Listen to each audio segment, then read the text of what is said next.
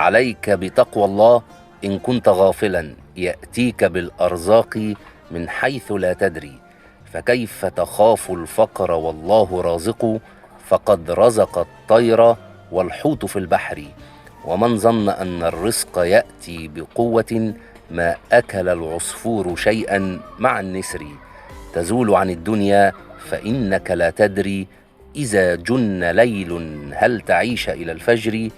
فكم من صحيح مات من غير علة، وكم من سقيم عاش حينا من الدهر.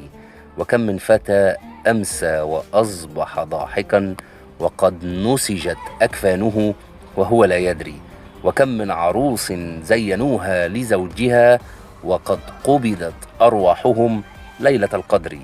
وكم من صغار يرتجي طول عمرهم، وقد أدخلت أجسادهم ظلمة القبر. ومن عاش في الدنيا 80 حجة، فلا بد أن يسير يوما إلى القبر.